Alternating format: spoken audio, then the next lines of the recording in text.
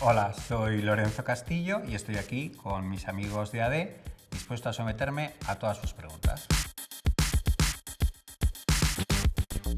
Nunca pongo materiales sintéticos, plásticos y demás. Y sin embargo siempre pongo materiales naturales. En revestimientos pueden ser la madera, el mármol o la piedra. Y en textiles, pues el lino, el algodón, el cuero, el ante, el terciopelo que viene de la lana o que viene del moher, por ejemplo. No hay reglas básicas, sobre todo lo que no hay son reglas escritas. Aquí solo hay una posible regla, que es la armonía, la búsqueda de la armonía entre los colores cálidos y los colores fríos. Yo creo que a lo mejor esa puede ser una regla, que también haya un equilibrio entre claroscuros, guiarte por ahí, o sea, la búsqueda de la armonía, pero reglas escritas no existen.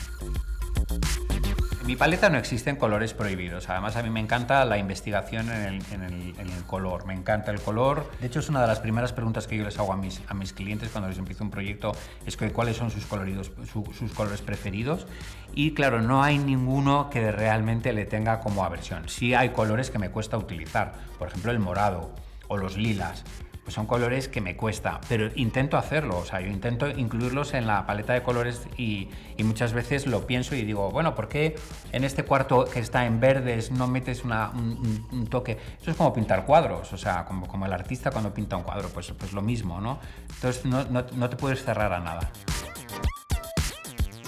Independientemente del espacio en el que nos encontremos, la luz siempre tiene que ser cálida. Por ejemplo, un proyecto como es el Santo Mauro que acabo de terminar, donde hay tal cantidad de espacios distintos, por ejemplo, que son cuartos de dormir, suites, comedor en la biblioteca, salones de estar, el jardín. La iluminación es la misma para todos los espacios, que lo que te hace precisamente es estar más guapo, sentirte más cómodo, es una luz baja. Lo que pasa es que es verdad que esto es una lucha que tenemos en España, además, que donde todavía el estar, por ejemplo, en un restaurante comiendo con poca luz, pues todavía tienes que estar oyendo a que la gente se queje, ¿no?, de que quieren más luz. Tener poca luz favorece, y que esa luz sea muy cálida nos favorece todavía más.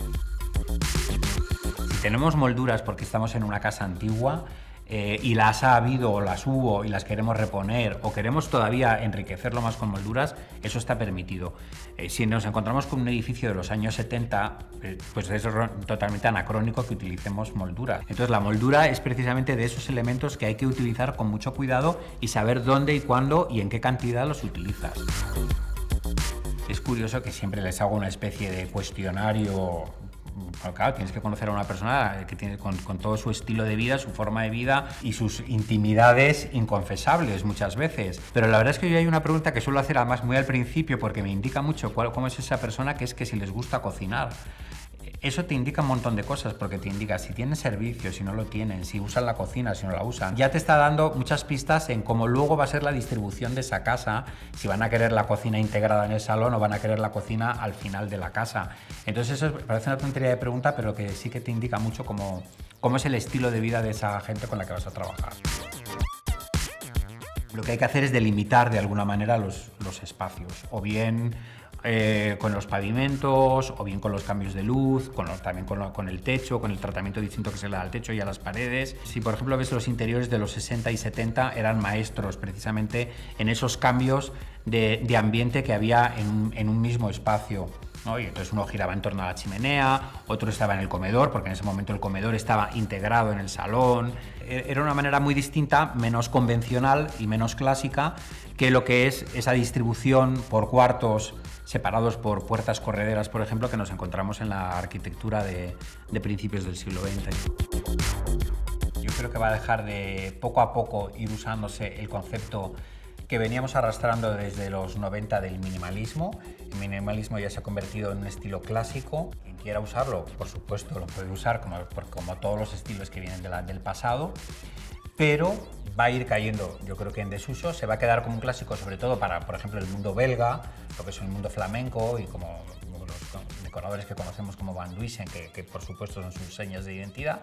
Pero sobre todo yo creo que lo que va a venir es ese reencuentro que hay con la alta decoración, que hace ya mucho tiempo que empezó en el mundo anglosajón, que lo hemos visto sobre todo en Estados Unidos, y que es el perder el miedo a los textiles, a las antigüedades, al arte, a todo lo que conformaba lo que se llama alta decoración. Los proyectos de los que me siento más orgulloso son mis propios proyectos, mis propias casas. No es que sea un gran coleccionista de casas, pero sí que tengo 5. Y claro, ahí he tenido siempre libertad para una libertad creativa que a lo mejor un proyecto para un cliente no te permite. Y dentro de mis propios proyectos, la verdad es que ahí sería complicado escoger. No voy a decir que sean perfectos, pero sí son perfectos para mí. Cada uno de ellos ha sido perfecto en su situación.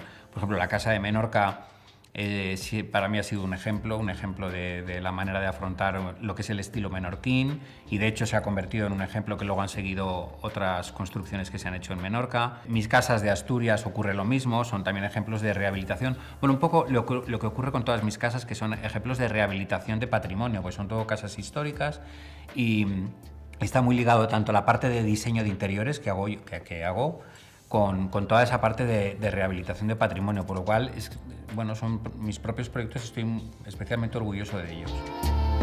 En general, los proyectos que más te hacen sufrir son aquellos en los que el cliente no se deja aconsejar del todo, o sea, no se pone totalmente en tus manos, porque al final esto es en detrimento del proyecto, es en detrimento del resultado final y además también de los propios intereses del cliente, ¿no? El intentar convencer siempre de que tú tienes la razón es realmente una tarea ardua y en el fondo es eso, es un sufrimiento.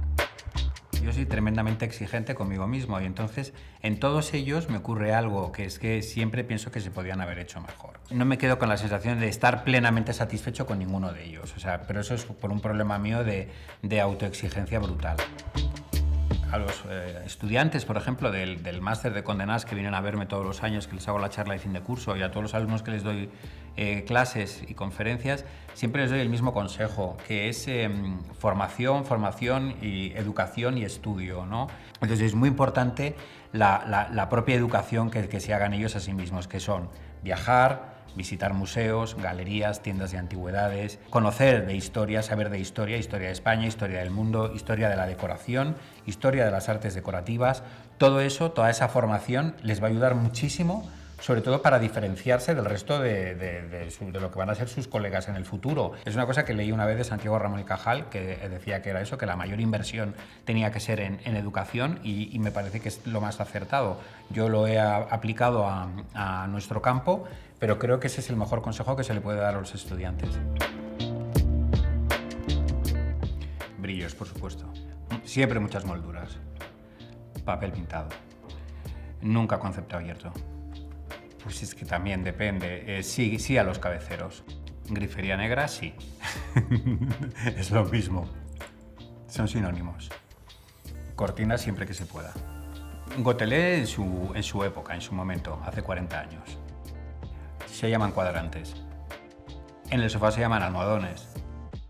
Y hasta aquí hemos llegado. Espero que os haya divertido y sobre todo os haya servido la experiencia de mi vida y nos vemos muy pronto.